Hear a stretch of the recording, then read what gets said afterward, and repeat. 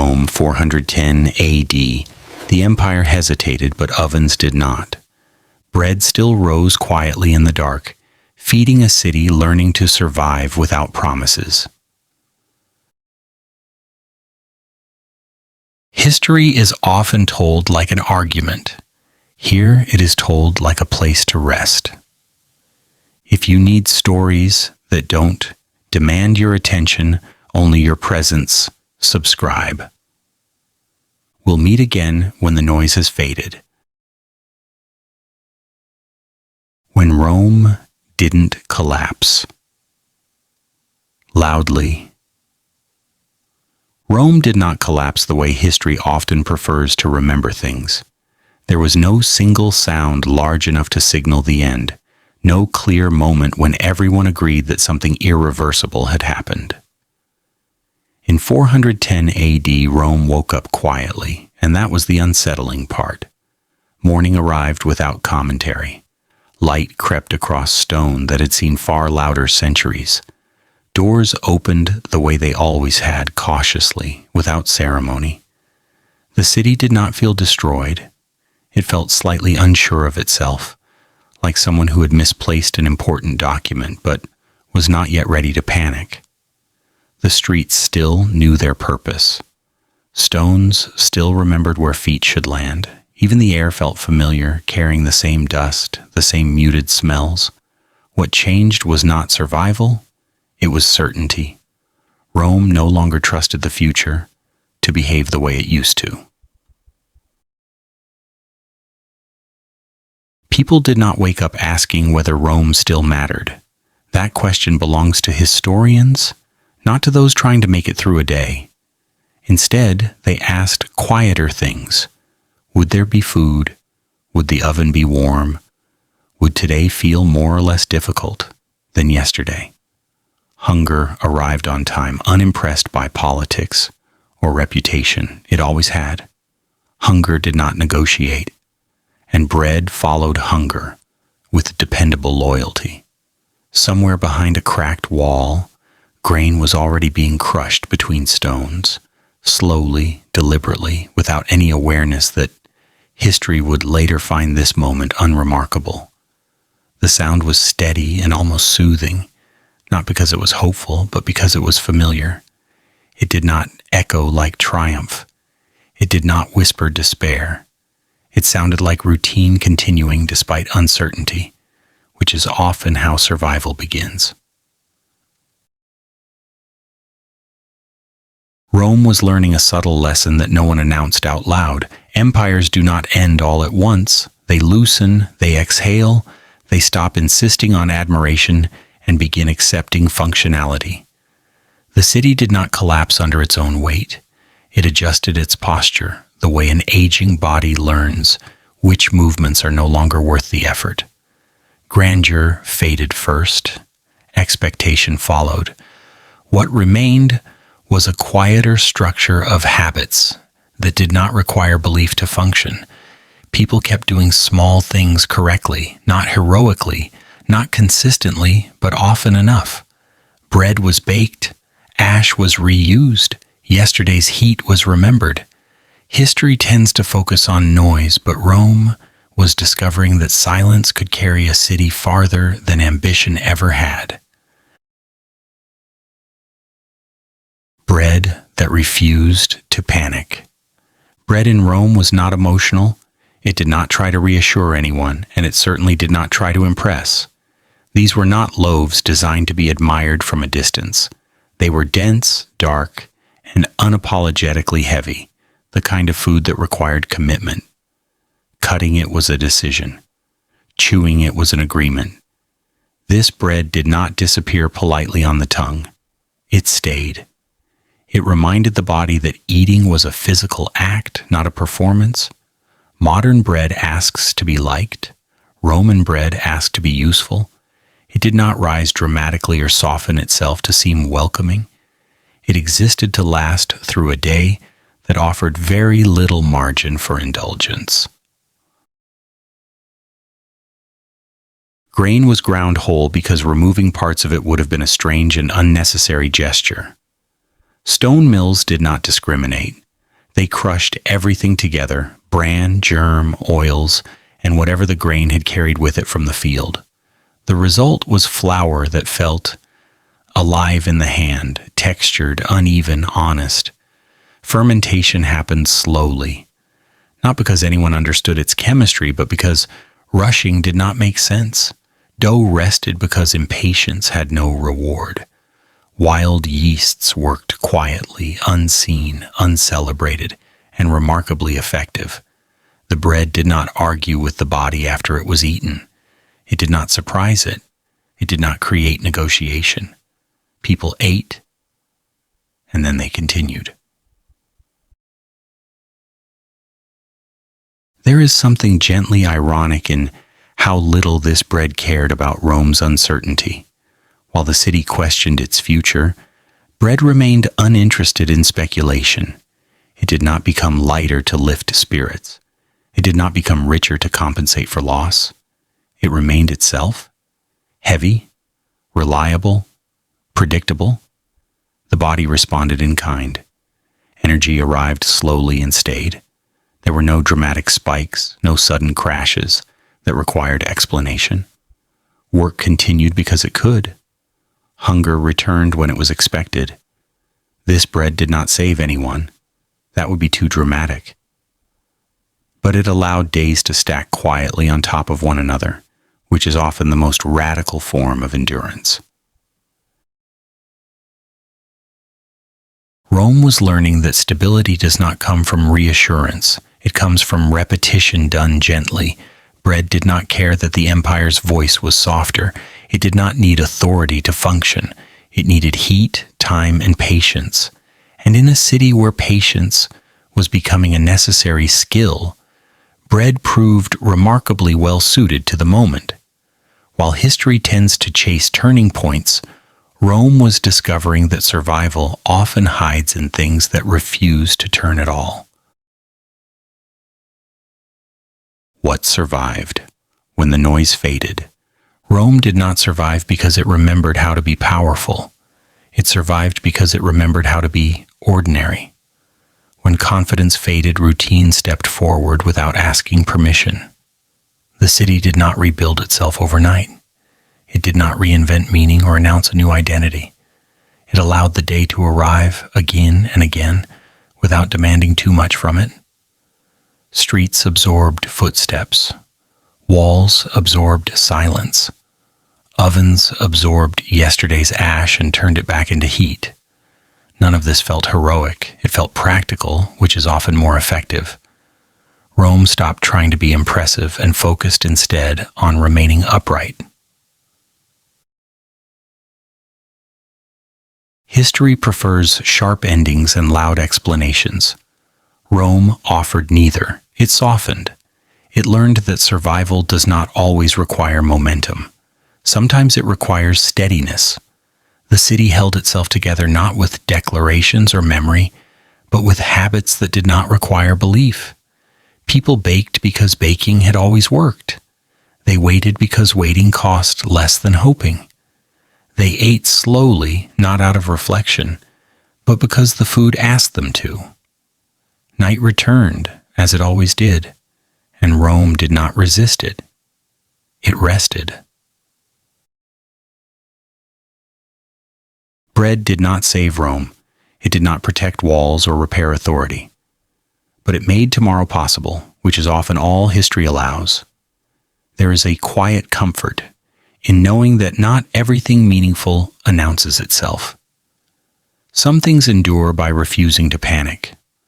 Rome learned to be smaller, and smaller, it turned out, was survivable.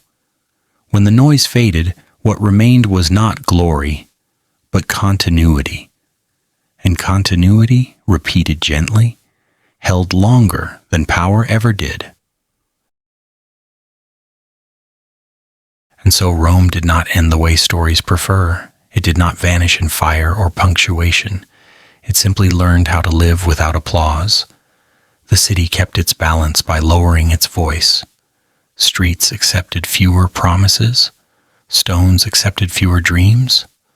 Ovens accepted yesterday and turned it into today. Nothing here asked to be remembered. That is why it lasted. Bread cooled on wooden boards. Hands broke it without ceremony. Days moved forward not because they were inspired, but because they were allowed to. Rome stopped arguing with time and let habit take over the work of survival. There is no lesson carved into this ending, no warning wrapped in drama, only a quiet understanding. When power grows tired, routine remains alert. When noise fades, what endures is not what demanded attention, but what asked for nothing at all. And in that silence, Rome did not disappear. It rested. A city that still ate. Not starving together. Rome in 410 AD was not starving in unison. That would have required coordination, and coordination had quietly become optional. Hunger moved through the city unevenly, like shade at the end of a long afternoon. Some streets still smelled faintly of grain. Others remembered that smell the way people remember old conversations vaguely, and with a hint of disbelief. A few places had both grain and memory, and behaved as if that balance might last if no one spoke too loudly about it. Bread was no longer abundant, but it remained essential. Not a luxury, not a comfort, a requirement. People did not ask whether bread was good or satisfying or worth the effort. They asked whether it was enough. Enough to last the day. Enough to keep the body cooperative. Enough to avoid thinking too far ahead. The question was not philosophical. It was practical, and it arrived every morning with remarkable consistency. The loaves of Rome were heavy, dense enough to make wrists reconsider their long-term ambitions. This was bread that resisted slicing, not out of stubbornness but principle. Bread that demanded commitment. Modern bread asks politely to be liked. Roman bread expected respect and accepted nothing less. It sat on tables with weight, both literal and implied, reminding anyone who reached for it that this was not decoration. This was work, compressed into a shape that could be carried. It was eaten slowly, not out of mindfulness, but because chewing required focus. Focus under the circumstances was useful. It kept the mind from wandering into questions that offered no solutions. Each bite occupied time. Each swallow marked progress. A person could survive a day on a small portion, not comfortably, but comfort had quietly left the conversation. Survival was no longer decorative. It did not need to look convincing. It only needed to continue. Rome had stopped performing. It had stopped explaining itself. It had started functioning. And there was something almost restful in that shift. When a city stops trying to impress the future, it becomes very good at managing the present. Bread helped with that, not because it inspired hope, but because it required none. It existed, solid and unremarkable, asking only for patience and teeth. In a city learning how to be quieter, that was exactly enough. The weight of ordinary food.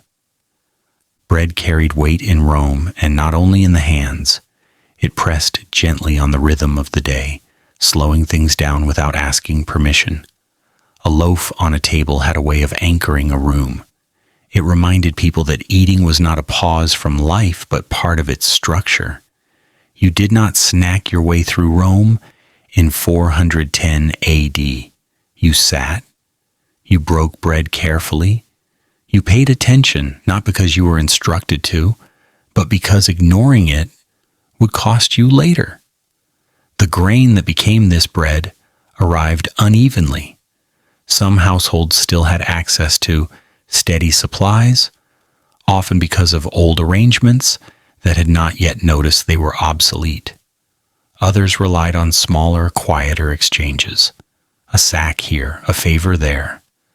A memory of how things used to work applied carefully to how things worked now. Rome did not distribute hunger fairly. It never had. What was new was how openly this imbalance existed. No one pretended the city was unified. It was a collection of routines operating at different speeds. People learned to read bread the way others read weather. A darker loaf suggested a longer grind. A rougher texture meant more of the grain had stayed behind. There was no vocabulary for this knowledge, but bodies recognized it immediately. This bread filled you differently. Not quickly, not dramatically. It settled, it stayed. Energy arrived without excitement and lingered without complaint. That was the goal, not strength, not comfort, just cooperation from the body. There is a quiet humor in how unambitious this food was. It did not promise transformation. It did not claim to improve anything beyond the next several hours. In a city that had once promised eternity, bread now offered something far more reasonable: stability until nightfall. People accepted this trade without resentment. Grand ideas had grown tiring. Bread, by contrast, was refreshingly honest. Rome adjusted to this honesty with surprising grace. Meals became quieter. Portions became smaller. Expectations followed. When food stops pretending to be generous, people stop pretending to be impressed. They eat, they wait, they move on. In that rhythm, something steady took hold. Not optimism, not despair, just a workable present. And in 410 AD, that counted as success. Eating without applause. No one applauded bread in Rome. That would have been unnecessary and slightly suspicious. Food that draws attention is usually compensating for something. Roman bread did not need decoration. It arrived as it was, heavy, plain, and uninterested in commentary. People did not photograph it. They did not discuss it. They used it. That alone tells you how deeply it belonged to the moment. Eating became an activity that filled time gently. Chewing took longer. Swallowing required patience. These were not inconveniences. They were buffers. Each bite created a small pause between one thought and the next. That pause mattered. It kept the mind from wandering into territory it could not improve. When a city becomes uncertain, distraction becomes a survival skill. Bread provided it quietly. The city itself seemed to slow around meals, not ceremonially, but naturally. Voices lowered, movements softened. Hands learned the weight of the loaf and adjusted accordingly. Nothing about this was dramatic. That was the point. Rome was tired of drama. It had lived through centuries of it. Now it preferred reliability.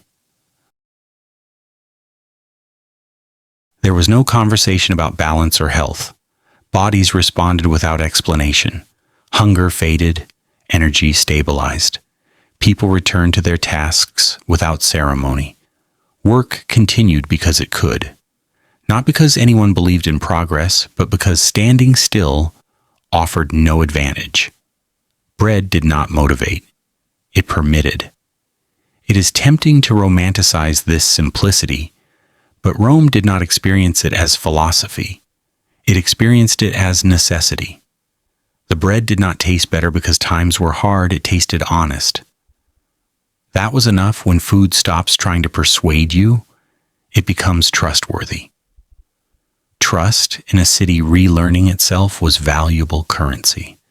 Rome did not rebuild its confidence at the table, it rebuilt its endurance. Meals ended without speeches. Plates emptied without regret. The city exhaled slowly and continued. In that continuation, history's volume dropped another notch. Bread had nothing to say about it. It simply waited to be eaten again tomorrow. Function over performance. By the time night arrived, Rome had accomplished something modest and essential. It had fed itself, not completely, not evenly, but sufficiently. That was no small thing. When empires falter, they often forget the mechanics of living. Rome, in 410 AD, remembered them just in time. Bread cooled on boards, crumbs collected where hands had worked. There was no sense of conclusion, no feeling that the day had resolved anything. It had not. It had merely passed. That was acceptable. Rome was no longer measuring success in outcomes. It measured it in continuity. Did the oven warm? Did the bread hold? Did the body remain upright? Yes. Then the day counted. There is something quietly defiant about that kind of practicality. Not heroic, not loud, just persistent.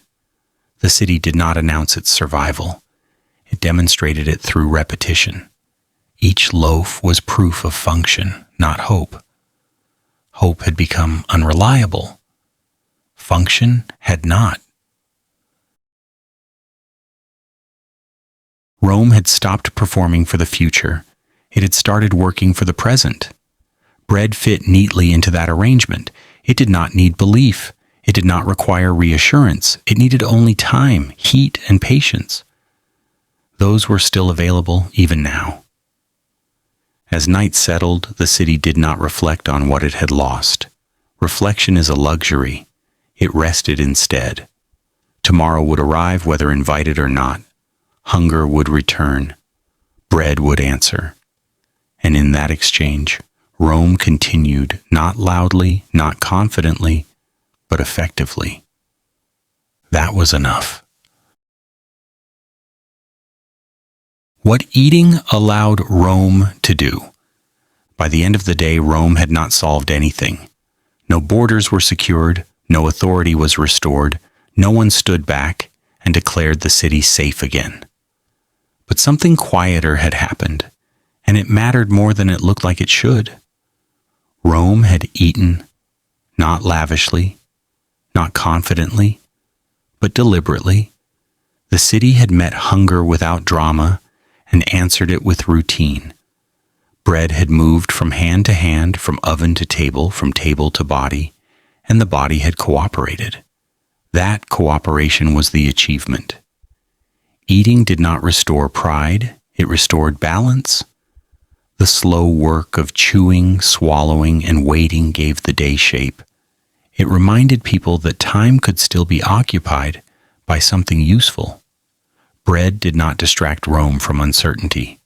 It taught Rome how to live inside it.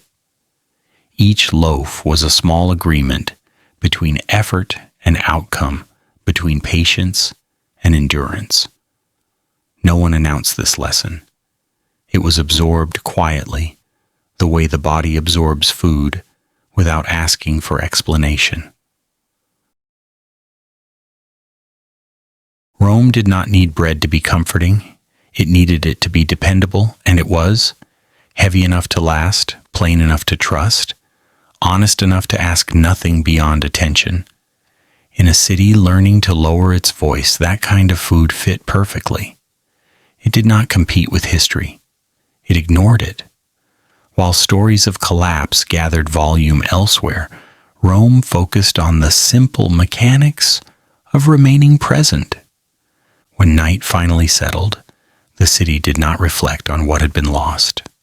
Reflection belongs to daylight. Rome rested instead. Hunger would return. Bread would answer. And that exchange, repeated without ambition, allowed the city to continue another day.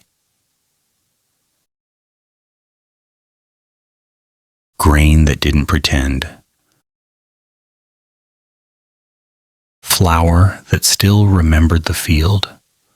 The flour used in Rome did not try to be polite. It did not arrive pale, soft, or eager to dissolve itself into something forgettable. It carried weight, texture, and memory. Stone-ground flour always does. When grain met stone, nothing was removed out of courtesy. The mill did not separate what was useful from what was inconvenient. Bran stayed, germ stayed, oils stayed. Even the faint trace of the field stayed, a quiet reminder that this food began its life outside, under weather that did not care who ruled the city. This flour smelled like storage rooms and earth, like grain sacks resting against walls that had absorbed many winters. It did not smell fresh in the way modern food tries to perform freshness. It smelled settled, familiar, as if it had already accepted where it would end up. When water touched it, the flour responded slowly, thickening with a patience that made haste look unnecessary. Dough formed reluctantly, not because it resisted work, but because it required attention. You had to mean it. There was nothing beautiful about this bread before it baked. It did not promise elegance. It did not stretch dramatically or rise to impress. It looked dense, uneven, and quietly serious. Modern bread often tries to look healthy. Roman bread did not bother. It was not good for you in the way labels like to claim. It was real enough that the body did not panic when it arrived. That was the advantage. Stone-ground grain behaved differently once eaten. It did not vanish into the bloodstream like a surprise. It moved slowly, deliberately. The body recognized its shape, its texture, its weight. Digestion did not become a negotiation. Energy arrived without excitement and stayed without complaint. No spikes, no collapses, just cooperation. In a city already managing uncertainty, cooperation from the body was valuable. There is something gently ironic in how unfashionable this grain would seem now. It was coarse, it was heavy, it was mildly inconvenient, and yet it worked. Rome did not need food that promised improvement. It needed food that did not lie. Grain that didn't pretend was exactly that. It carried the field into the city without disguising it, and in doing so it allowed people to continue their days without adding confusion to an already crowded list of concerns. The bran that stayed where it belonged. The grain used in Rome was never asked to behave politely. It was not refined into obedience or filtered into something that could disappear quickly. The bran stayed where it belonged, not because anyone believed in its nutritional value, but because removing it would have required effort with no clear reward. Stone mills were indifferent to preference. They crushed everything together and called it finished. The result was flour that felt substantial before it ever reached the oven. It held onto oils, fibers, and minerals as if they were not optional accessories, but part of its identity. This kind of grain changed how bread felt in the hand and how it behaved in the body. It absorbed water slowly and held it stubbornly, forming dough that did not rush to please. When baked, it produced loaves that felt grounded, slightly rough, and unapologetically dense. They did not collapse when cut. They did not dissolve when chewed. They asked the body to participate. That participation mattered. Digestion slowed down. Energy arrived in measured increments instead of dramatic bursts. The body did not have to improvise or recover. It simply continued. There is a quiet irony here. Modern food often advertises itself as healthy while creating panic inside the body. Roman bread made no claims at all and caused no alarm. It was not optimized. It was familiar. The body recognized the shape of this grain because it had evolved alongside it. Nothing about it felt foreign or aggressive. It entered, stayed, and left without argument. In a city where systems were already under strain, this predictability mattered. People needed at least one part of the day that did not require negotiation. Grain with its bran intact offered that. It was not beautiful. It did not try to be, but it was honest enough to let the body remain calm. In Rome, in 410 AD, calm was not a luxury. It was infrastructure. Bread that looked like work. Roman bread was not attractive in the way later centuries would define attractiveness. It did not glow. It did not puff itself up to suggest generosity. It looked like what it was: compressed effort.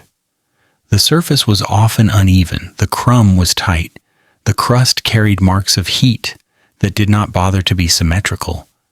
This was bread that looked like it had been made by hands that expected it to be eaten, not admired. There was a certain honesty in that appearance. Nothing here tried to hide its density. The loaf sat on the table with weight, reminding anyone nearby that food was not decoration. It was function. Breaking it required intent. Cutting it required pressure. Chewing it required time. All of this slowed the moment down. Eating became an activity that occupied the senses fully, leaving less space for worry. That was not a philosophy. It was a side effect. The city benefited from these side effects more than it realized. Bread that demanded attention pulled focus away from uncertainty. It kept thoughts anchored in the present, in the simple mechanics of being alive. Each bite marked progress through the meal. Each swallow was a small confirmation that the body was still cooperating. The loaf did not encourage indulgence, it encouraged completion. There is something gently humorous about calling this food healthy or unhealthy. Those categories did not exist here. Roman bread did not improve your life. It allowed it to continue. It did not optimize. It stabilized. In a city adjusting to quieter expectations, stabilization was enough. Bread that looked like work reminded people that work still functioned. And that reminder, repeated daily, helped Rome remain standing without needing to explain itself. Real enough to avoid panic. Roman bread succeeded because it did not surprise the body. Surprise when it comes to food is rarely helpful. This bread entered slowly, broke down gradually, and released energy at a pace the body understood. There were no sudden spikes demanding correction, no collapses requiring rescue. Digestion did not feel like negotiation. It felt like agreement. That agreement allowed people to move through their days without adding physical confusion to an already complicated environment. The grain carried traces of where it came from: earth, storage, time. These were not removed or disguised. The bread tasted faintly of the places it had passed through, and the body accepted that without resistance. Modern food often tries to be invisible until it isn't. Roman bread was present from the beginning. It made its intentions clear. There is an irony worth noticing here. This bread was not marketed as good for you. It was not framed as a solution, and yet it performed exactly the function people needed. It was real enough that the body did not panic. In Rome, where so much else was uncertain, avoiding panic was a meaningful achievement. Grain that didn't pretend allowed the city to move forward one day at a time. It did not promise improvement. It did not offer transformation. It offered continuity. And in a city that had stopped asking for applause, continuity was more than enough. What honesty in food allowed. By the time Rome finished eating this bread, nothing dramatic had changed. No new confidence appeared. No reassurance arrived. And yet the body remained steady. That was the quiet victory. Grain that did not pretend had done its work without asking for recognition. It had entered the city honestly, passed through hands without decoration, and reached the body without causing alarm. In a time when many systems demanded attention, food asked only for patience. That was a relief. Rome did not need bread to inspire it. It needed bread to cooperate. Stone-ground grain, whole and unrefined, provided exactly that. It slowed digestion, softened hunger, and allowed energy to arrive gently, without urgency or confusion. The body responded by staying calm. Calm, in 410 AD, was not weakness. It was stability. When food stopped surprising the body stopped resisting the day. There is something quietly instructive in this simplicity. Bread did not promise health. It did not announce benefits. It did not improve Rome's situation. It simply refused to make it worse. That refusal mattered. Grain that remembered the field, the storage room, and the mill carried with it a sense of continuity that did not require belief. It worked because it was familiar. As night settled over the city, the effects of the day's meals lingered without comment. Hunger had been answered. The body remained cooperative. Tomorrow would arrive soon enough. Grain would meet stone again. Dough would rest. Bread would be made. And Rome, still uncertain, would continue without panic. Why this bread didn't upset the body. Time did the work first. Roman bread did not rush. There was no reason for it to. Time was not something bakers tried to defeat. It was something they worked with the way you work with gravity or weather, by accepting it. Dough was mixed and then left alone. Not abandoned, just allowed. Allowed to sit, to breathe, to change quietly while no one watched. Fermentation happened slowly because slowness was not a flaw. It was the process. In that time, invisible things did most of the labor. Wild yeasts and bacteria moved through the dough without asking permission, breaking down what would later trouble the body. Gluten softened. Acids formed gently. Sugars were handled in advance, quietly negotiated before they ever reached a stomach. The bread did not arrive demanding attention. It arrived prepared. Rome benefited from this preparation without understanding it. No one spoke of enzymes or digestion. No one waited for proof. Bodies responded anyway. Meals ended without discomfort. Energy settled instead of spiking. The body did not argue with what it had been given. That cooperation was not accidental. It was the result of time being allowed to finish its work. Modern bread often arrives in a hurry, inflated by urgency, asking the body to catch up. Roman bread did the opposite. It showed up calm, and calm food creates calm bodies. In a city already learning how to manage uncertainty, that mattered more than anyone said out loud. Bread that refused to impress. This bread did not puff itself up to make a point.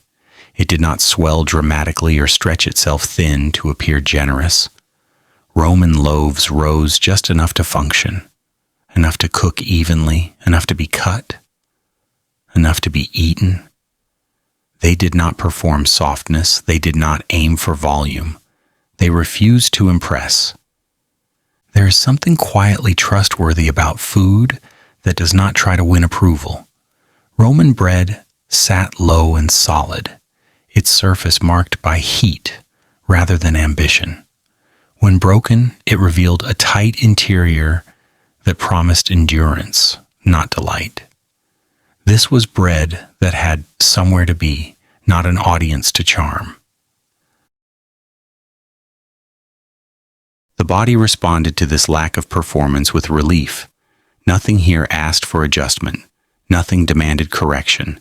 Digestion did not become a project. The stomach did not negotiate terms. It accepted what it recognized. The meal ended and life continued without commentary. There is dry humor in this simplicity. Today, bread often arrives shouting about how special it is. Roman bread arrived quietly and did its job. It did not claim to be gentle, it was simply not aggressive. And sometimes that is the difference between discomfort and peace. The body was not surprised. The Roman body did not experience bread as an event. It experienced it as continuity. The slow fermentation meant that much of the work had already been done before the first bite. What reached the stomach was familiar, manageable, and predictable. The body did not have to respond urgently. It did not release alarms or corrections. It proceeded.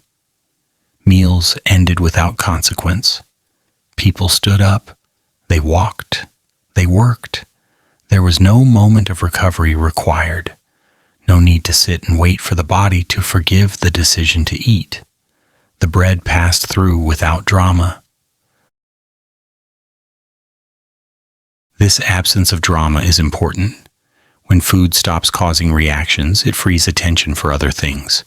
In Rome, attention was already limited. The city could not afford additional confusion. Bread that behaved gently allowed people to focus on tasks that actually mattered. And yes, there is a quiet joke buried here. No one in Rome in 410 AD said they were sensitive to gluten. They were sensitive to not eating. The body knew the difference, it always has. Fermentation as quiet mercy. Fermentation was not treated as a health strategy. It was simply how bread was made. But its effects were merciful. Time reduced harshness.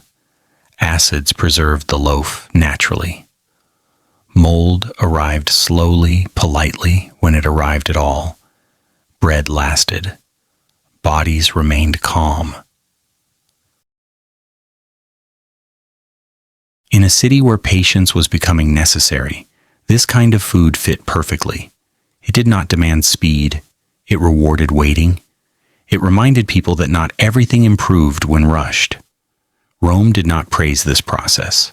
It depended on it. Dough rested. Bread baked. The body responded with cooperation. Day followed day. By the end of the meal, nothing dramatic had happened. And that was the success. The bread had not upset the body. It had not demanded recovery. It had not introduced confusion. It had simply allowed the day to continue. Slow fermentation did not save Rome, but it spared the body from panic. In a city learning how to live with less certainty, that mattered. Bread that took its time allowed people to take theirs. And that, quietly, was enough. What mattered most about this bread was not what it added to the body, but what it did not demand from it. After eating, there was no need for negotiation. The stomach did not send urgent messages upward asking for reconsideration. The body did not pause to assess damage. It simply continued, which in 410 AD was already an achievement. Food that did not interrupt the day allowed the day to remain intact. This calm was not accidental. Slow fermentation had already softened the sharp edges of grain. Time had done what speed refuses to do. It had reduced resistance. It had made the bread cooperative before it ever reached a mouth. The Roman body accepted it the way it accepted walking, breathing, or carrying weight without commentary. When food behaves like a background task, survival becomes quieter.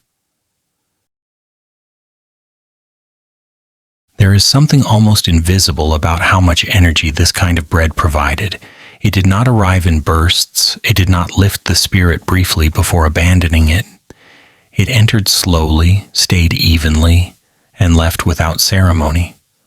A person could work through the morning, then the afternoon, without needing to correct their decision to eat. Hunger faded gently instead of being silenced aggressively. The body was not fooled. It was satisfied.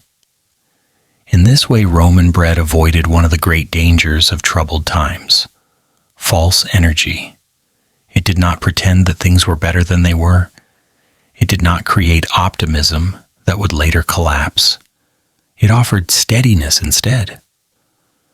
The kind of steadiness that allows someone to carry water, mend a wall, or stand in line without resentment toward their own digestion. There is dry humor in how unremarkable this was. No one praised the bread for being easy on the stomach. They praised it by not talking about it. Complaints were reserved for shortages, for taxes, for weather. Bread, when it behaved properly, escaped conversation entirely. Silence was its success. At night, this mattered even more. Bodies that had eaten calm food rested more easily. Sleep arrived without heaviness. There was no internal noise demanding attention. The stomach did not rehearse the meal again. It let go. In a city where the future had become uncertain, rest was precious. Bread that did not linger unpleasantly allowed sleep to do its work. And so fermentation became a kind of invisible mercy. Not dramatic, not intentional, just present. It reduced strain in a city already carrying enough. It allowed people to face tomorrow without the added burden of yesterday's meal. It is worth noting what was absent. There were no rules about eating, no debates, no identities built around digestion. People did not label themselves according to tolerance. The question was never whether bread was ideal. The question was whether it allowed the day to continue. And most days it did. Rome did not romanticize this. It depended on it. Dough rested because it had to. Time passed because it always does. Bread emerged quieter for it. Bodies responded in kind. The city learned, slowly, that survival favored what did not rush. By the end of chapter 3, nothing has been fixed. Rome is still uncertain. Grain is still limited. Walls are still cracked. But the body, at least, remains calm. And that calm allows everything else to proceed without escalation. Slow bread did not save Rome. It saved the morning. It saved the afternoon. It saved sleep. And sometimes, that is enough to keep a city breathing. Energy that lasted longer than hope. The energy that came from bread in Rome did not announce itself. It did not arrive like a promise or a motivation. It arrived the way gravity does, already there, already working, never asking whether it was appreciated. A Roman in 410 AD did not feel suddenly capable after eating. They simply remained capable. That distinction mattered. This was not energy meant to inspire action. It was energy meant to prevent collapse. It did not lift the spirit. It held the body steady. Bread released its strength slowly because it had nowhere else to go. Stone-ground grain resisted haste. Dense loaves refused to dissolve quickly. Digestion moved at a patient pace, spreading effort across the hours, instead of dumping it all at once. The body did not experience a rush. It experienced continuity. A Roman could begin work in the morning and find that without noticing they were still working by afternoon. No internal negotiations. No sudden emptiness. No desperate search for something small to eat just to make it through another hour. There was no concept of snacking as a solution to energy failure. Energy did not fail often enough to require one. Bread did not spike blood or attention. It did not create optimism that would later betray the body. It did not pretend that the day would be easier than it was. Instead, it made the difficulty manageable. That was its gift. Energy that did not lie lasted longer than hope. Hope was unreliable in 410 AD. Bread was not. The body learned to trust what moved slowly. Energy arrived in modest amounts and stayed where it was needed. Muscles worked without protest. The mind stayed clear enough to complete tasks without drifting toward hunger. This was not comfort, it was functionality. Rome had stopped demanding comfort from its food. It asked for endurance instead. The absence of a crash shaped the rhythm of the day. Work did not require recovery from eating. Eating did not interrupt work. A person could lift, carry, repair, and walk without feeling their body turn against them halfway through. That reliability was quiet, and because it was quiet, it often went unnoticed. But in a city where many things had become unpredictable, the body remaining cooperative was not a small thing. There is a dry humor in how modern language would struggle to describe this. No Roman said they felt energized. They would not have trusted such a feeling. Energy that announces itself tends to leave early. Roman bread stayed. It did not make anyone feel special. It made them functional. And functionality, in a weakened city, was worth more than excitement. Hunger, when it returned, did so gradually. It did not arrive as panic. It arrived as information. The body said calmly that it would be acceptable to eat again when possible. Until then, it would manage. This allowed people to finish what they were doing without distraction. Bread had already agreed with the body on how the day would unfold. Because energy did not spike, there was no collapse that followed. No afternoon surrender, no sudden heaviness that demanded rest. The day simply continued. And when rest finally came, it arrived naturally, not as exhaustion, but as closure. The body did not feel tricked by its food. It felt supported. Rome itself mirrored this pattern. The city no longer surged forward on ambition. It endured on routine. Bread fit that rhythm perfectly. Slow energy for a slow survival. Nothing dramatic, nothing inspirational. Just enough strength to keep moving without falling apart. There was no mythology built around this endurance. People did not praise bread for giving them stamina. They praised it by relying on it without discussion. Silence was the measure of success. When food stops being a topic, it has done its job. At night, the effects of this energy lingered gently. Sleep arrived without internal unrest. The body did not replay the day with resentment. It did not argue with digestion. It rested. That rest mattered. Tomorrow would require the same steadiness, and bread would be asked to perform the same quiet service again.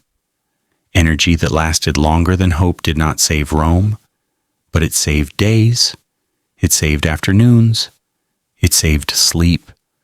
It allowed people to continue without theatrical resilience. Bread did not teach Rome to believe in the future. It taught the body to survive the present without drama.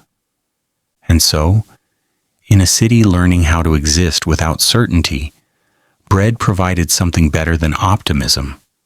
It provided consistency, energy that did not rise high enough to fall. Energy that did not demand faith. Energy that stayed. By the end of the day, this kind of energy revealed its true value. It did not leave the body drained in the evening. It did not demand compensation. A Roman did not reach nightfall feeling robbed by the morning. Instead, fatigue arrived evenly, the honest kind that follows use rather than collapse. The body felt worked, not betrayed. That difference mattered more than comfort ever could. This was energy that respected limits. It did not convince people they could do more than they should. It simply allowed them to do what was necessary without resistance. Bread did not create ambition.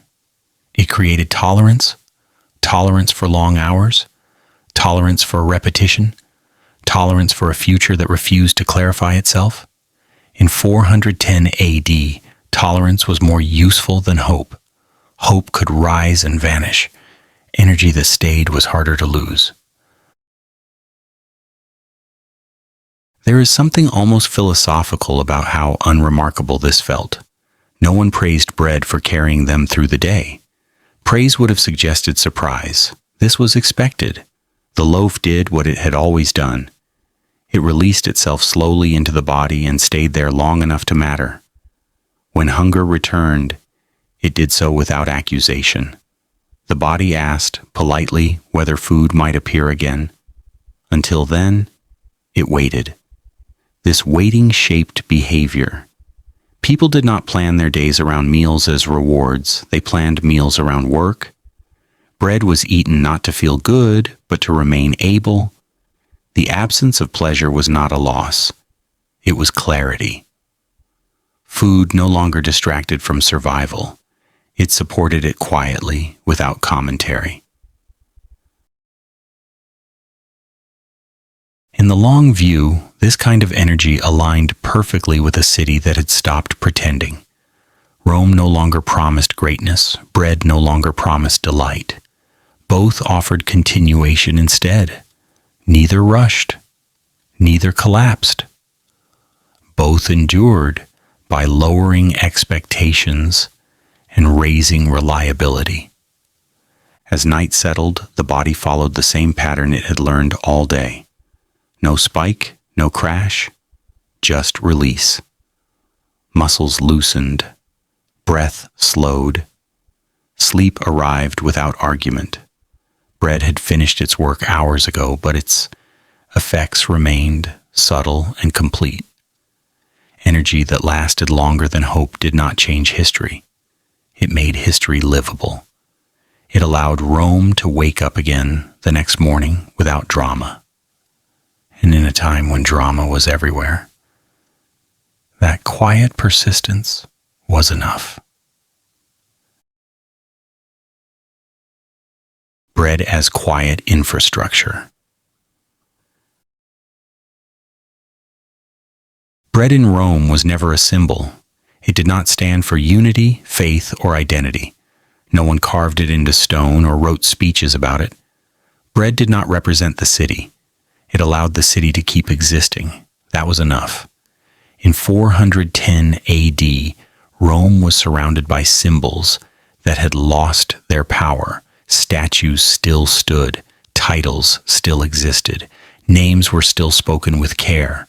But none of them kept people standing through the day. Bread did. The ovens of Rome did not operate like monuments. They operated like organs. They did not demand attention. They did not pause for reflection. They simply worked quietly, persistently, often unnoticed unless they stopped. Each morning before the city fully woke, fires were already being coaxed back to life. Not dramatically, not ceremonially, just enough heat to make dough behave, as it always had. The rhythm of the oven did not change because the empire had changed. It had no reason to. This was infrastructure in its purest form, not designed to impress, not designed to inspire, designed to function. Ovens did not ask whether the city deserved them. They did not adjust output based on confidence or morale. They produced bread because bread was expected. Expectation, not belief, kept Rome moving. No one gathered to admire the ovens. There were no crowds, no announcements, no gratitude expressed out loud. The success of bread was measured by silence. When people did not talk about food, it meant it was working. Complaints belonged to absence, not presence. As long as loaves appeared, conversation moved elsewhere. Bread connected the city in a way politics no longer could. Neighborhoods that shared nothing else still shared this routine. Grain arrived, dough rested, heat was applied, bread emerged. The process ignored boundaries, allegiances, and arguments. It did not care who ruled, it did not wait for clarity, it continued. This continuity mattered more than coordination.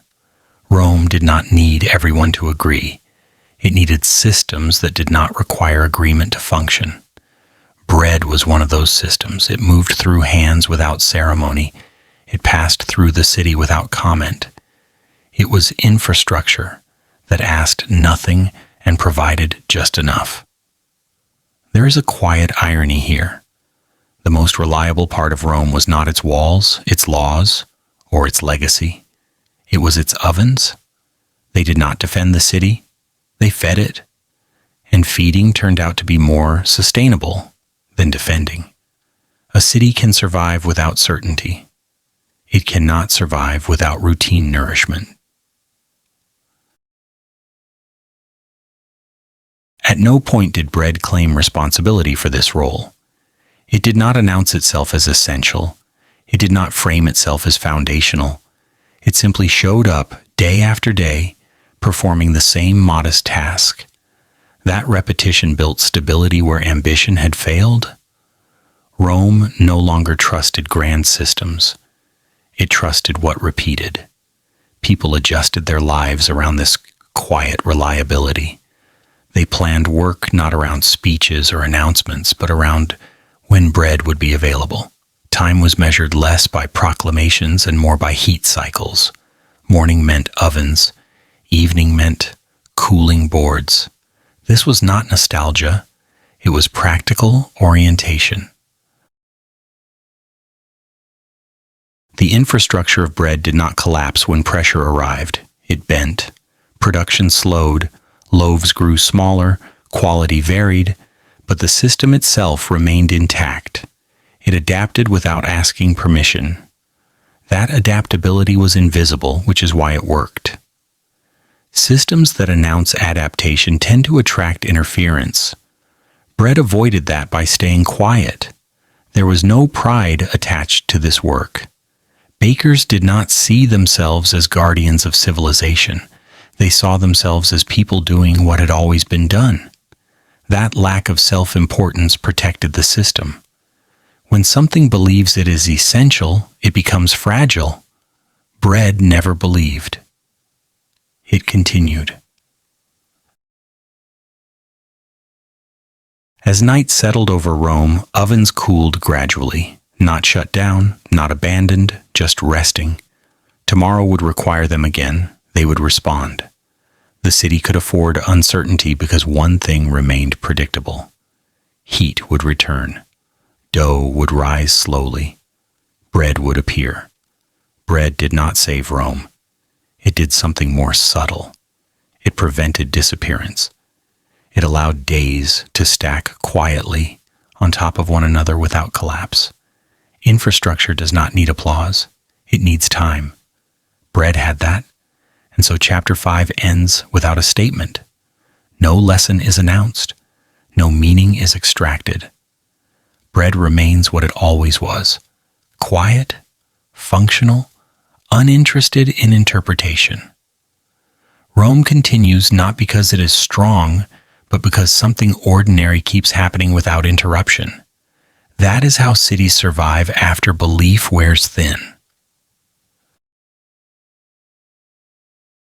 What made this infrastructure remarkable was how little it required from belief. Rome no longer trusted declarations. It had seen too many of them dissolve. Bread did not ask to be trusted. It demonstrated reliability through repetition. Day after day, it returned in roughly the same form, with roughly the same weight, performing roughly the same function. That sameness was not boring. It was stabilizing. In a city where uncertainty had become ambient, predictability was a form of relief the body understood before the mind did. No one woke up thinking about the ovens as systems. They thought about them the way one thinks about breathing only when it became difficult. As long as bread appeared, attention moved elsewhere. Infrastructure works best when it remains beneath awareness. The moment it demands recognition, it has already failed. Roman bread avoided this by never pretending to be more than it was. The ovens did not coordinate with one another.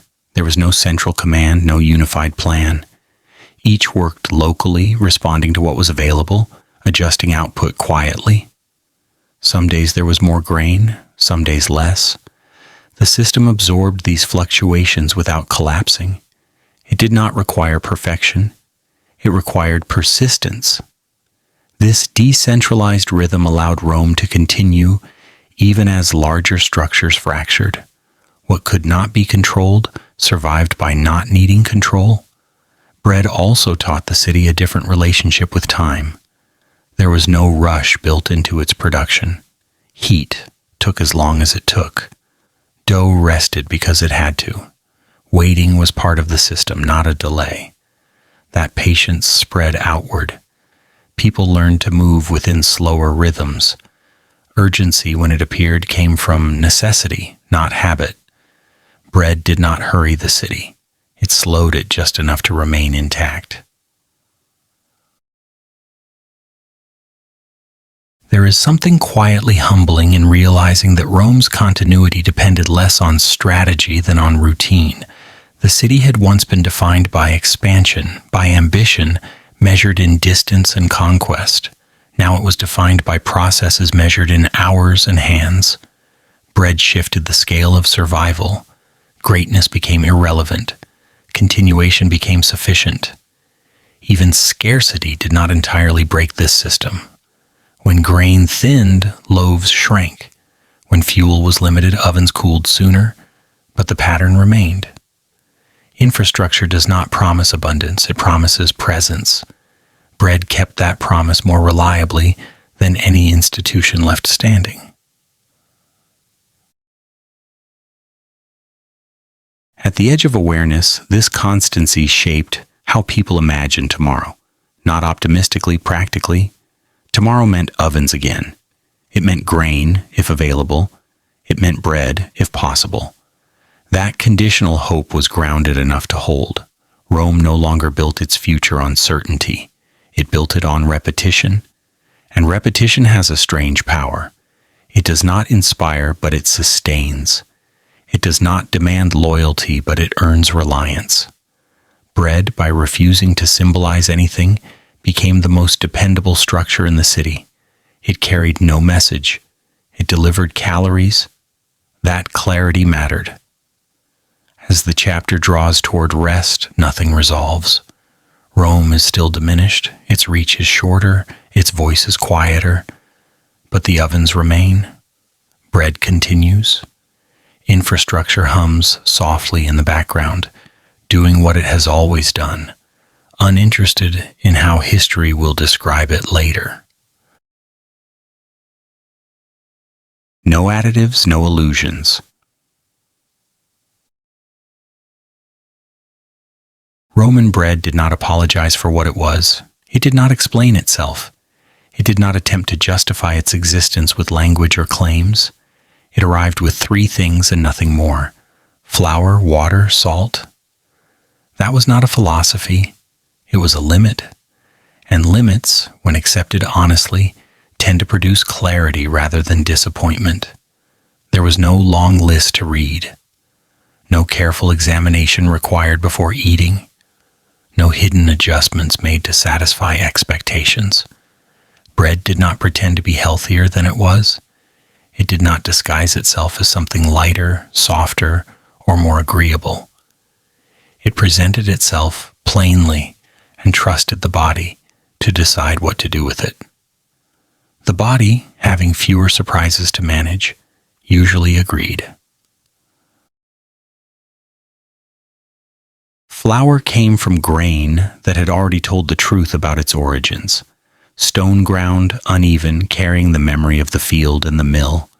Water arrived without ceremony, bringing nothing but moisture and time. Salt did not perform. It preserved. It sharpened just enough to make the bread endure, without asking to be admired. Together, these three formed something that did not try to become more than the sum of its parts. It simply became enough. There is a quiet steadiness in food that does not negotiate with desire. Roman bread did not attempt to please. It did not soften itself to be liked. It did not sweeten itself to distract. It offered nourishment without charm. And because it offered no illusion, it did not create disappointment later. The body was never misled. It knew what it was receiving. That honesty mattered. In 410 AD, illusions were already expensive. Rome had spent centuries investing in them: titles, ceremonies, declarations of permanence. Many of those illusions still existed, but fewer people believed in them with the same intensity. Bread did not join that performance. It did not promise stability. It demonstrated it quietly by being the same tomorrow as it was today. The absence of additives was not a moral stance. It was simply the absence of unnecessary interference. Nothing had been added to speed things up, to make them appear more impressive, or to extend shelf life beyond reason. Bread aged the way food should. It hardened, it dried. It told the truth about time passing. When it could no longer be eaten comfortably, it was soaked, reused, adapted. Nothing was wasted because nothing pretended to be eternal. There is a dry humor in imagining someone demanding more from this bread, demanding it be softer, lighter, more accommodating. Roman bread would not respond. It did not have the flexibility for that kind of conversation. It existed within its constraints and did not apologize for them. That refusal to negotiate made it dependable. The body responded to this simplicity with calm. Digestion did not require interpretation. There were no reactions to manage, no corrections to make. The stomach accepted what arrived and moved on. Energy followed its slow, steady path. Nothing flared, nothing collapsed.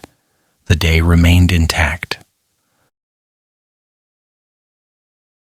This clarity extended beyond the body. When food does not create confusion, attention is freed. People did not spend time thinking about whether they should have eaten differently. They thought about walls, tools, weather, and tomorrow. Bread stayed out of the way. That may be its most underrated quality. No additives also meant no excuses. If bread failed, it failed openly. If it was stale, it was stale. If it was scarce, it was scarce. There was no masking of problems. This allowed people to respond realistically. Rome was learning how to live without comforting illusions. Bread fit that lesson without ever announcing it. As the city moved deeper into uncertainty, food that refused illusion became a stabilizing force, not because it solved anything, but because it did not complicate what was already difficult. Bread did not add confusion to a city already full of it. At night, this honesty settled gently into the body. Sleep arrived without internal arguments. The stomach did not revisit the meal with suspicion. Nothing needed to be explained. The body rested, trusting that what it had been given was exactly what it appeared to be. What followed from this simplicity was a rare kind of trust, not the loud trust of belief, but the quiet trust of familiarity. When food contains only what it claims, the body does not remain alert after eating. It does not wait for consequences. It does not prepare defenses. Roman bread passed through the day without leaving a shadow behind it. That absence of afterthought was its real contribution. 3 ingredients meant 3 responsibilities. Flour had to be real, water had to be clean enough, salt had to be measured with care. Nothing else could compensate if one of these failed. This forced attention at the beginning rather than correction at the end. Bread did not allow mistakes to be hidden. If something went wrong, it was known immediately. This honesty simplified decision-making in a city that no longer had patience for complex explanations. There was also no performance of modern virtue. No one claimed the bread was good for them. No one justified eating it with language.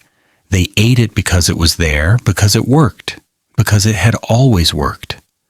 The body did not require persuasion. It required predictability. Bread provided that by refusing to change its nature to match shifting desires. Illusions tend to create dependency.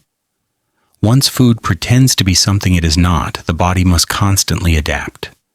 Roman bread avoided this trap by remaining consistent. The stomach learned what to expect and stopped reacting defensively. Energy followed familiar routes. Hunger returned gradually. Nothing startled the system. In an unstable world, that calm internal rhythm mattered. Even scarcity did not introduce illusion. When loaves were smaller, they were smaller openly. When texture was rougher, it was rougher honestly. Bread did not pretend abundance when there was none.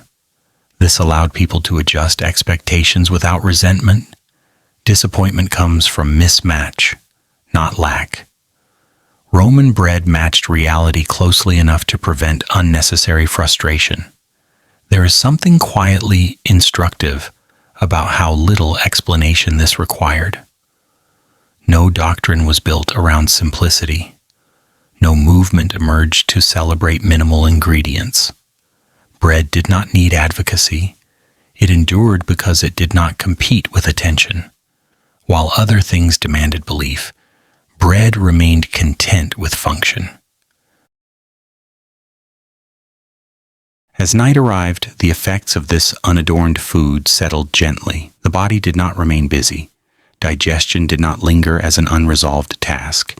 Sleep came without commentary. Bread had entered, done its work, and left quietly. That exit was as important as its arrival. Rome, by this point, had learned to value what did not insist on being noticed. Bread fit this preference perfectly. It offered no illusion of improvement, only the absence of deterioration. In a time when many promises had proven unreliable, that absence was a form of relief. What made this bread endure was not nostalgia, but restraint. It did not chase improvement. It did not attempt to evolve beyond its purpose. In a city that had spent centuries expanding, refining, and declaring progress, bread quietly opted out. It stayed where it was. That choice protected it from collapse. Things that insist on becoming better often become fragile. Bread, by refusing ambition, remained usable. There is a particular calm that comes from food that does not attempt to fix you. Roman bread did not promise vitality, clarity, or renewal. It did not imply that something was wrong with the body that needed correction. It assumed the body was already capable, merely in need of fuel. That assumption mattered. When food stops implying deficiency, the body stops feeling examined. It simply eats and continues.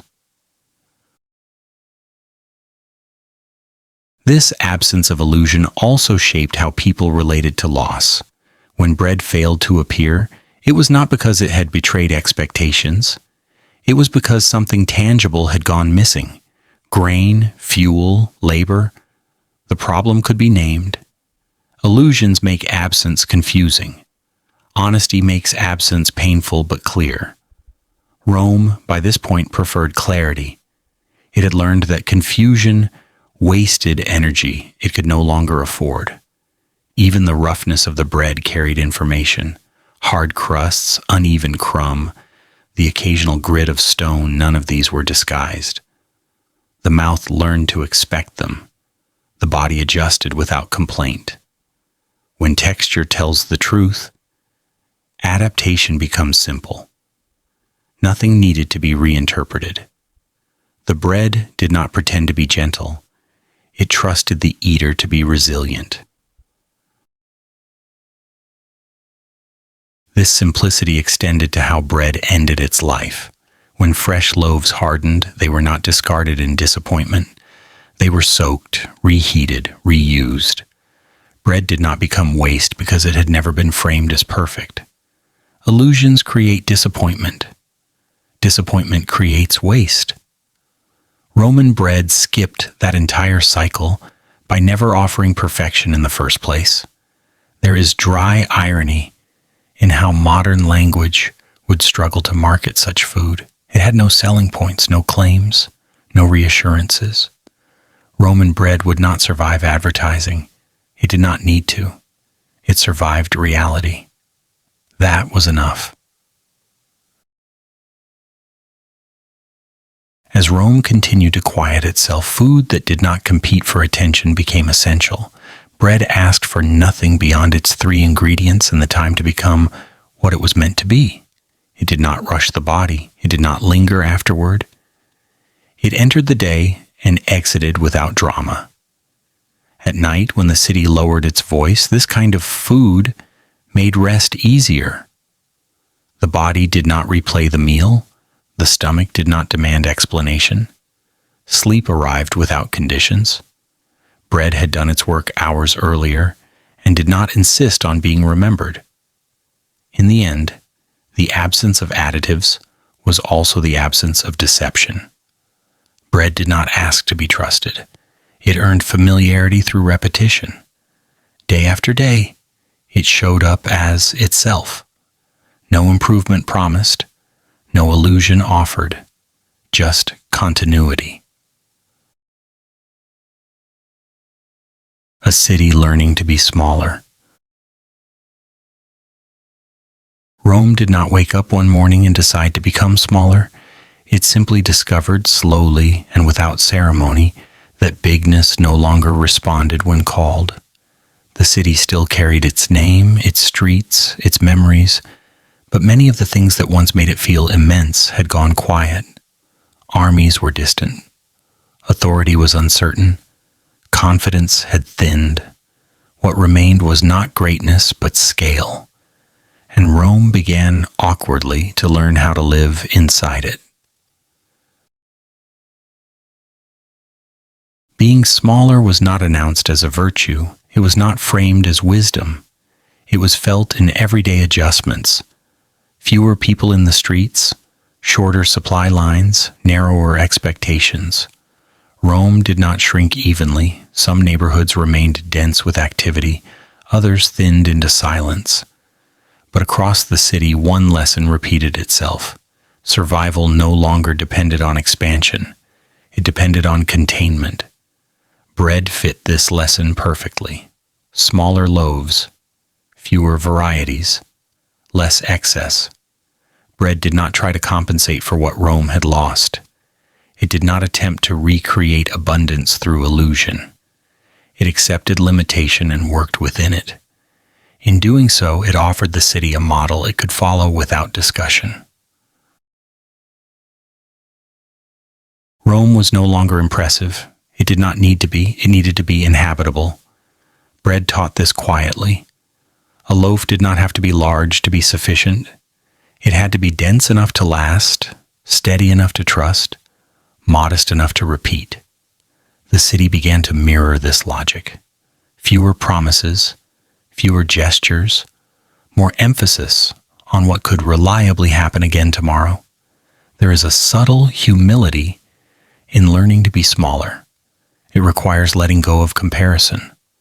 Rome could no longer measure itself against what it once was without discomfort, so it stopped measuring.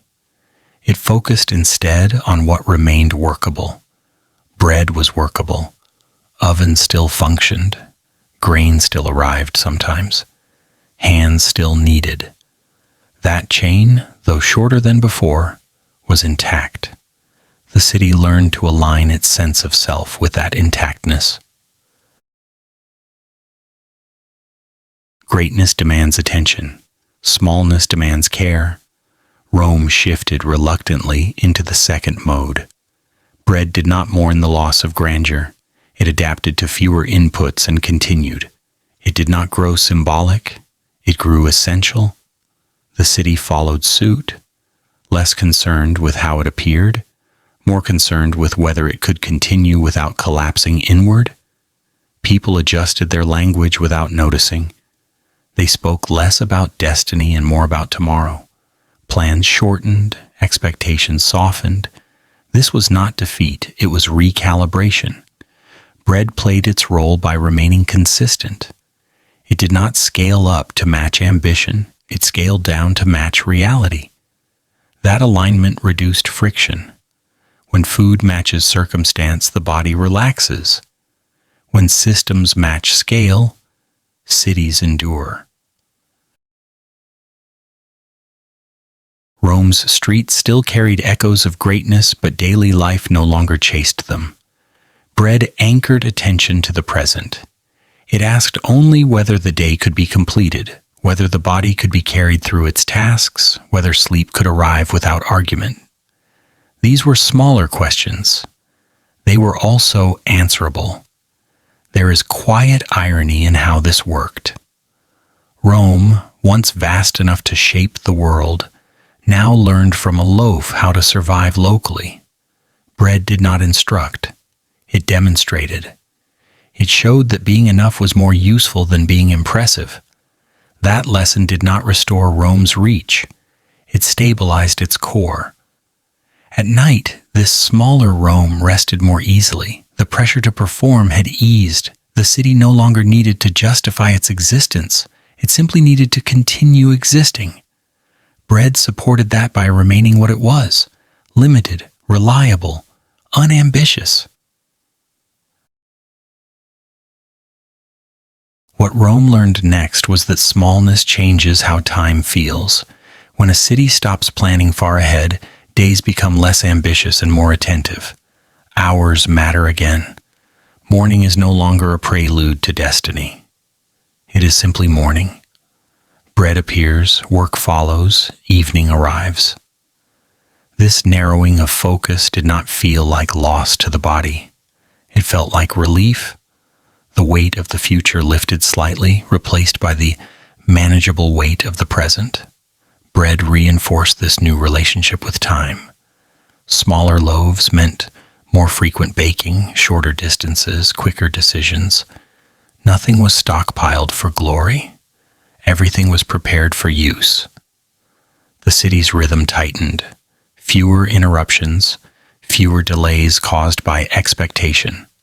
When resources are limited, efficiency becomes gentle rather than aggressive. Bread showed how to do this without instruction. It accepted limits and repeated itself.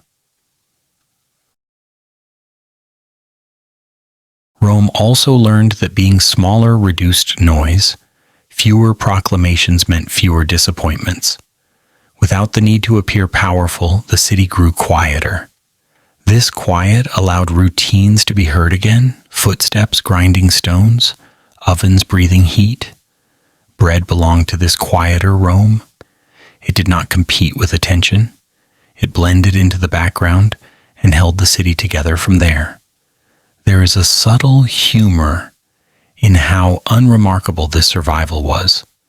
History prefers scale. It looks for turning points and declarations. Rome's adjustment offered neither. It simply became less dramatic. Bread helped by refusing drama entirely. It was content to be eaten and forgotten. That forgettability was not weakness. It was resilience, disguised as modesty. As expectations shrank, resentment softened.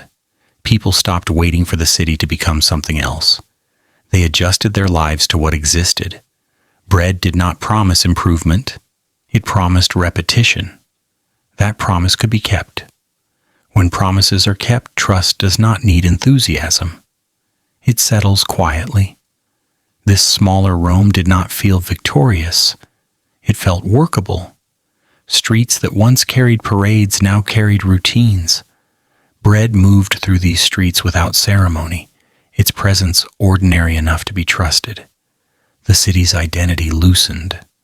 It no longer needed to be defined by what it had been. It could be defined by what continued. At night, this acceptance deepened. The city did not rehearse its past. It rested inside its current shape. Bread had done its part hours earlier, providing just enough to allow sleep without anxiety. The body mirrored the city. Smaller ambitions, steadier rhythms, fewer internal arguments. Not with pride, but with proportion. Rome did not recover greatness. It learned something quieter and more durable. It learned how to be enough. Bread taught this without words, by existing within limits and continuing anyway. And in learning to be smaller, the city discovered a form of survival that did not require belief, only repetition. In the end, Rome did not need to understand what it had become. Understanding requires distance, and distance requires time. The city was too busy living inside its smaller shape to analyze it. Bread made that possible by never asking Rome to be more than it was. A loaf did not compare itself to past abundance. It existed in the present tense, dense, limited, sufficient. The city learned to do the same, being smaller, changed what failure looked like. Failure was no longer losing territory or prestige. Failure became interruption. A day without bread, an oven that did not light, a routine that broke. As long as those things continued, Rome could accept almost anything else. The scale of survival had shifted downward, closer to the ground, closer to the body. Bread lived comfortably at that scale. There is a quiet dignity in this adjustment, not the dignity of triumph, but the dignity of proportion. Rome stopped insisting that history notice it. It focused instead on whether tomorrow could be handled. Bread answered that question daily without comment. It did not celebrate endurance. It practiced it. This smaller city did not inspire awe. It inspired habit. Streets were walked because they were there. Meals were eaten because they were possible. Bread did not elevate Rome. It stabilized it. That stabilization did not reverse decline.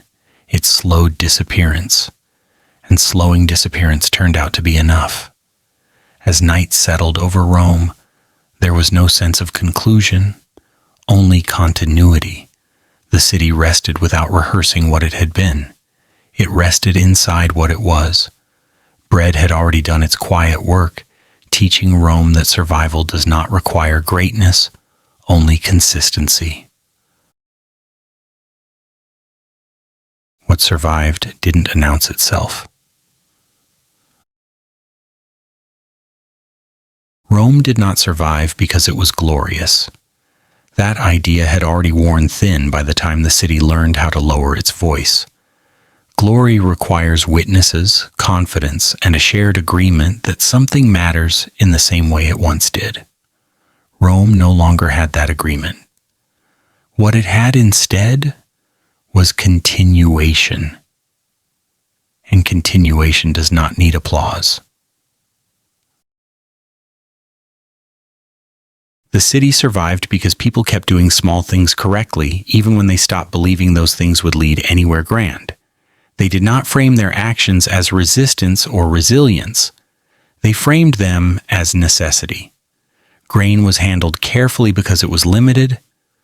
Dough was mixed patiently because rushing did not improve the result. Fires were watched because fire, when neglected, punishes quickly. These were not acts of hope. They were acts of attention. Baking continued not because it symbolized life, but because hunger remained punctual. Ovens were lit before dawn without ceremony. No one gathered to admire the process. The work was repetitive, slightly exhausting, and entirely unremarkable. That was its strength. Repetition did not depend on belief. It depended on memory and hands. Rome had plenty of both. People waited, not philosophically, not bravely. They waited because waiting was built into the day. Dough requires time, heat requires patience. Life, once stripped of ambition, requires pauses whether one likes them or not. Waiting did not feel noble. It felt unavoidable. And because it was unavoidable, it became manageable. Rome adjusted to that rhythm without commentary. They ate slowly, not because slowness had become a value, but because bread demanded it. Dense loaves resist haste. Teeth and jaws learned the pace. Chewing became a way of stretching a meal, of extending its usefulness, of letting the body register what it was receiving. Eating slowly also had an unexpected side effect. It quieted thought. It gave the mind something simple to do. In a city carrying too many unresolved questions, that simplicity was welcome. Bread did not save Rome. Saving suggests reversal, recovery, a return to something that had been lost. None of that happened. Rome did not regain its reach. It did not restore certainty. It did not convince itself that history was still listening closely. Bread did not attempt any of that. It offered something less dramatic and more reliable. It made tomorrow possible. Tomorrow in this context was not a promise. It was a conditional allowance. Tomorrow could happen if today did not fall apart completely. Bread helped prevent that collapse by stabilizing the body first. When the body remains cooperative, the day has a chance. When the day has a chance, the future does not need to be imagined loudly. It can arrive quietly. This quiet arrival is often overlooked by history. History prefers moments that announce themselves, declarations, battles, collapses with clear edges. Rome's survival did not fit that shape. It had no single moment. It had 1,000 small continuations, each one insignificant on its own. Together they formed endurance. People did not talk about survival as a concept. They talked about practical things. Whether grain would arrive, whether the oven would hold heat, whether the bread would last until evening. Language shrank to match circumstance. Grand explanations lost their usefulness. What mattered was whether the next step could be taken without stumbling. There is a certain humility required to live this way. It involves letting go of comparison, especially comparison with the past. Rome stopped measuring itself against what it had been because the measurement no longer helped. Instead, it measured days by completion. Did the morning lead to evening without collapse? Did the body reach rest without resentment? Did bread appear often enough to keep things moving? These were smaller questions. They were also answerable. What survived did not announce itself because it did not need to. Announcements invite judgment. Judgment invites interference. Quiet systems avoid both. Bread moved through the city without attracting argument. It did not provoke debate. It did not inspire reform. It simply repeated. Repetition under these conditions became a form of protection. Rome's endurance was not impressive. It was careful. Care is slower than ambition, but it is harder to exhaust. People paid attention to details not because they enjoyed it, but because ignoring details had consequences they could no longer afford. Care replaced confidence. That substitution, though uncelebrated, worked. Even loss was handled differently now. When bread was scarce, the absence was felt, immediately and clearly. There were no illusions to soften it. Scarcity did not arrive as disappointment.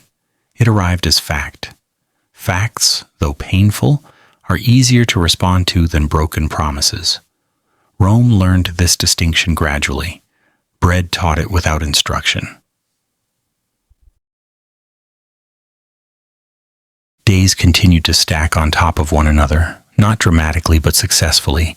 The city did not collapse because collapse requires momentum. Bread slowed momentum just enough.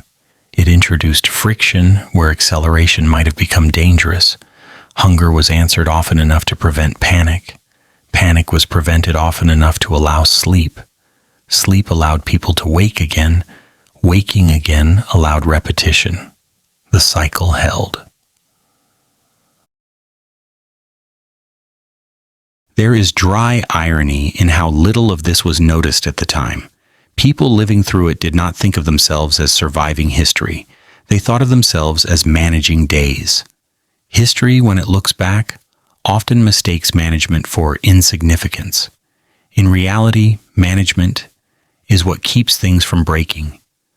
Bread did not ask Rome to believe in itself. It asked Rome to eat and continue. That request was simple enough to be honored even when belief failed. In that sense, bread was more reliable than ideology. Ideology demands agreement. Bread demands chewing. As the city moved into night, the effects of these small correct actions settled quietly. Bodies rested without internal conflict. The day ended without requiring explanation. Tomorrow remained possible not because it was guaranteed, but because nothing had been mishandled badly enough to prevent it. And sometimes that is the most radical act history allows. Not victory, not recovery, just continuation. Unannounced, uncelebrated, performed by people who kept doing small things correctly long after the reasons for doing them had become unclear.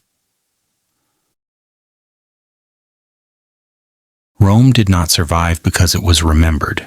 It survived because it was lived in carefully, one ordinary day at a time. And when history finally notices, all it can say is that something quiet endured without asking to be seen. What survived did not announce itself. It simply continued.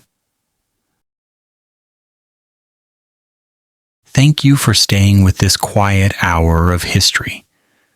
There is nothing more you need to hold on to now.